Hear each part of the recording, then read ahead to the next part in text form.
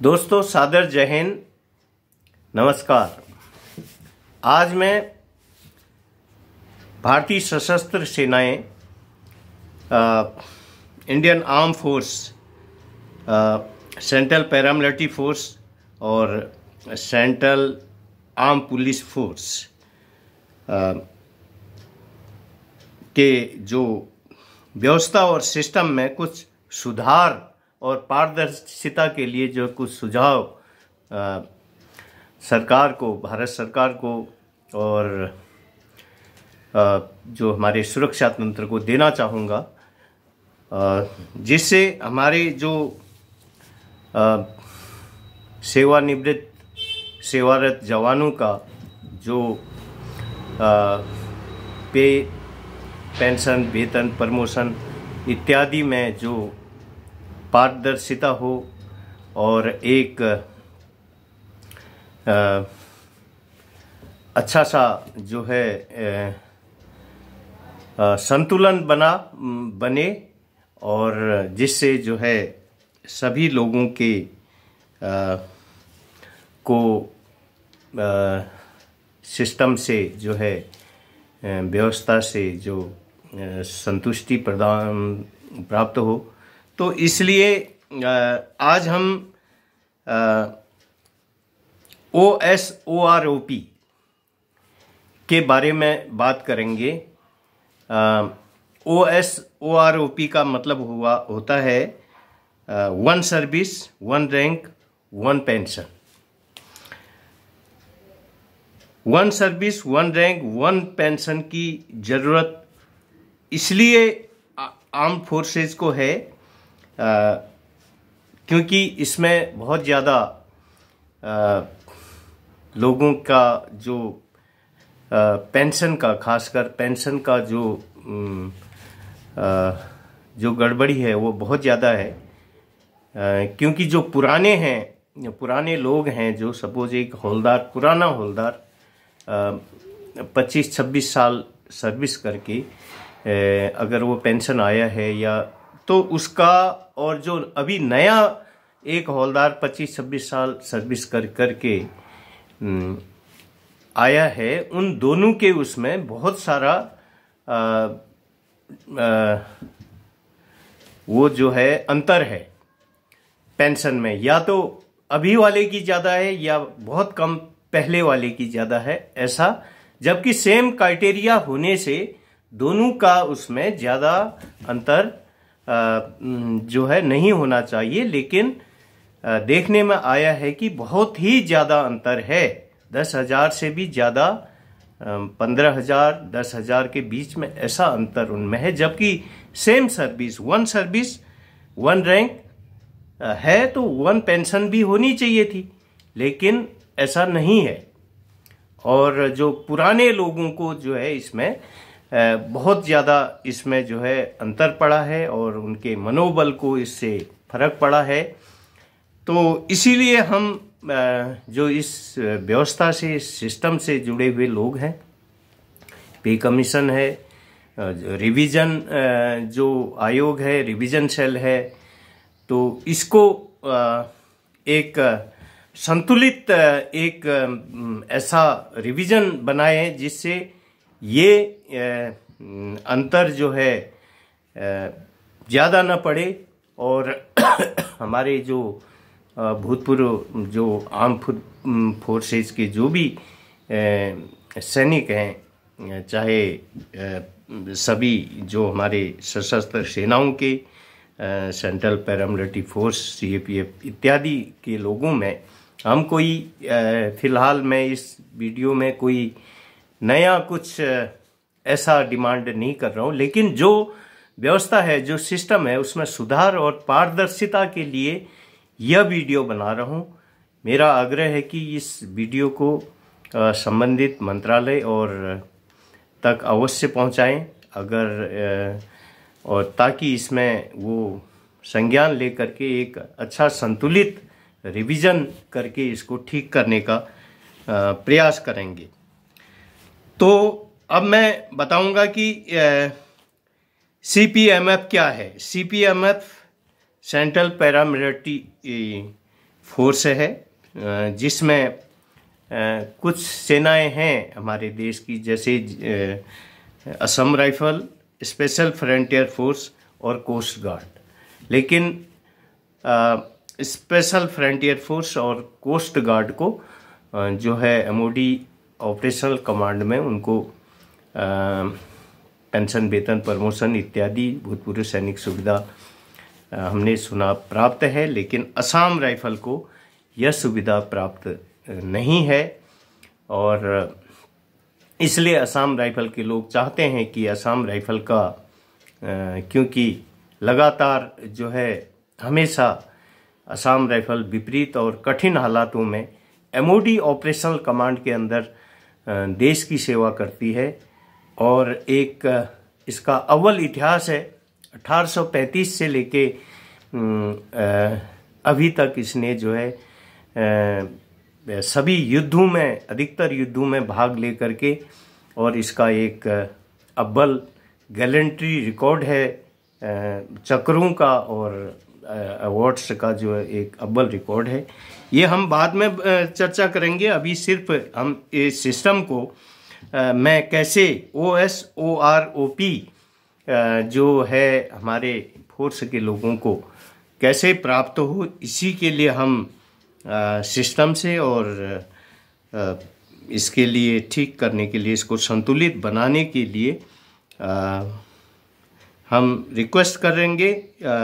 इसी मकसद से मैं ये वीडियो बना रहा हूँ, क्योंकि असम राइफल जो है एमओडी ऑपरेशनल कमांडेड है और MHA से इसका एडमिनिस्ट्रेटिव कंट्रोल है। और जिस कारण से हमारा जो है 90% से ज़्यादा 85 से 95% लोग जो है 60 इयर्स सर्विस, जबकि यहाँ पर है जो प्रोविज़न है, लेकिन नहीं कर पाते हैं 85% से अधिक लोग, और अपनी सरकारी नौकरी छोड़ के 20 साल के बाद एक छोटी सी पेंशन में, वॉलंटरी रिटायरमेंट पेंशन 20 साल के बाद आना शुरू हो जाते हैं। और सिर्फ 5 या 10% लोग ही 60 साल की सर्विस कर पाते हैं, क्योंकि लगातार विपरीत और विषम परिस्थितियों में दशकों तक असम राइफल के लोग देश की सेवा करते हैं। हालांकि और फोर्स भी हैं जो है BSF, CRPF, ITBP, SSB, ये फोर्स भी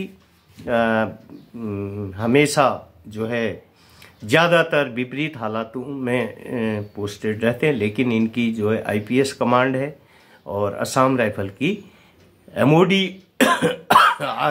आर्मी ऑपरेशनल कमांड है असम राइफल की, और यही इसमें अंतर है। और इस कारण से जो है असम राइफल के लोग अपने जब 85 से 95% लोग अपनी सरकारी नौकरी छोड़ के वॉलंटरी रिटायरमेंट पेंशन आने को मजबूर हो रहे हैं, तो इसका मतलब उन्होंने लगातार विपरीत और विषम हालातों में देश की सेवा की है, तो उनको उनका जायज़ हक मिलना आवश्यक है। हालांकि सभी को और फोर्सों को भी, ITBP, CRPF, BSF, SSB इत्यादि सभी को एक संतुलित रिवीजन करके उनका भी सही एक पारदर्शी एक जो उनका पेंशन वगैरह की व्यवस्था करने से ठीक है।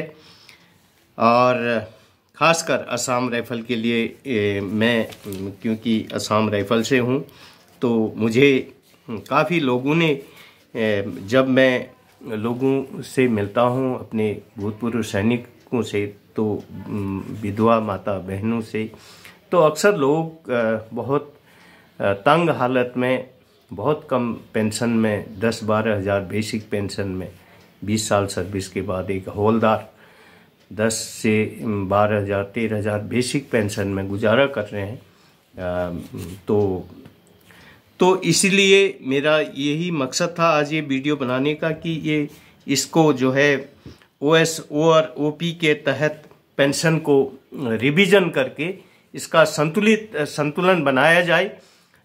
सेम सर्विस, सेम क्राइटेरिया और सेम रैंक, तो सेम पेंशन का जो है ऐसा प्रोविजन बनाया जाए, ऐसा संतुलन बनाया जाए ताकि सिस्टम में सुधार हो और पारदर्शिता आए।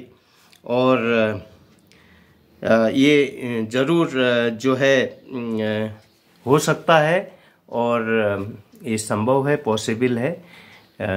और इसमें एक सिस्टम में पारदर्शिता और सुधार आएगा और इससे जो जवानों का मनोबल है, अगर पुरानों का गड़बड़ होगा तो उनका ठीक होगा और जो नयों का गड़बड़ होगा तो वो ठीक होगा। ज़्यादातर पुराने लोगों को दिक्कत है क्योंकि जो नयों का जो जैसे सपोज एक जवान हवलदार है, 25 साल सर्विस हुई, उसकी अगर 48,000 अगर बेसिक पेंशन बेसिक पे वो ले रहा है ऑन सर्विस में, तो अगर वो 25 साल के बाद रिटायर आता है तो 24,000 उसकी बेसिक बन जाएगी 25 साल में।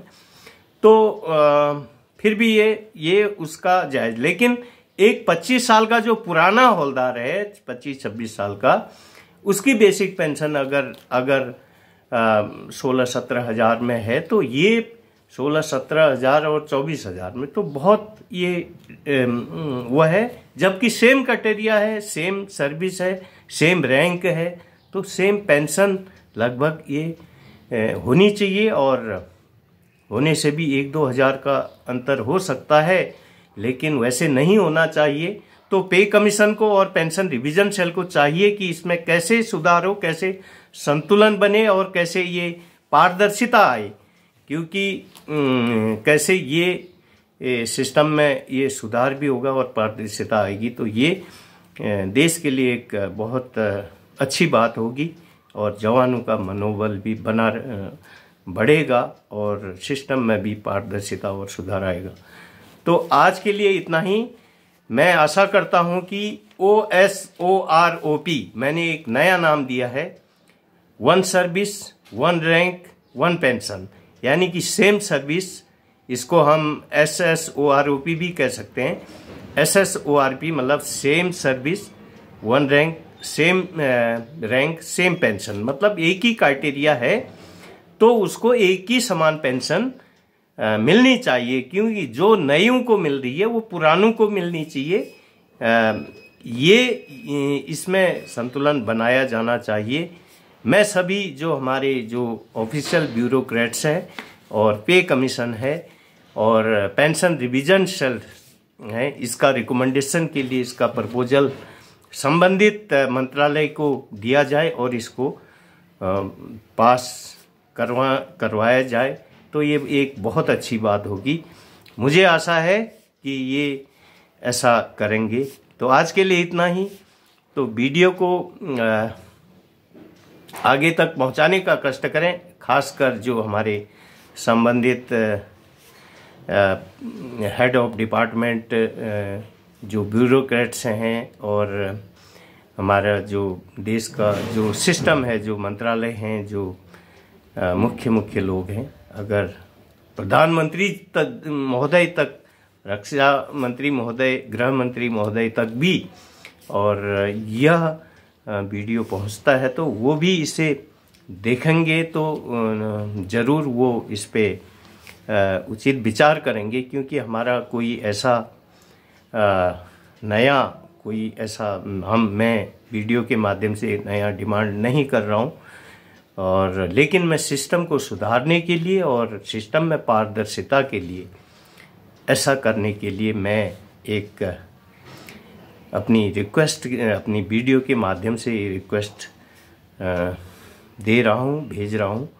तो मुझे आशा है इस पे ज़रूर एक्शन होगा और इसके अलावा आगे भी जो है काफ़ी चीज़ें हो रही हैं और ख़ासकर ये चीज़ जो सुधार हो रहे हैं, लेकिन ये सुधार बहुत आवश्यक है।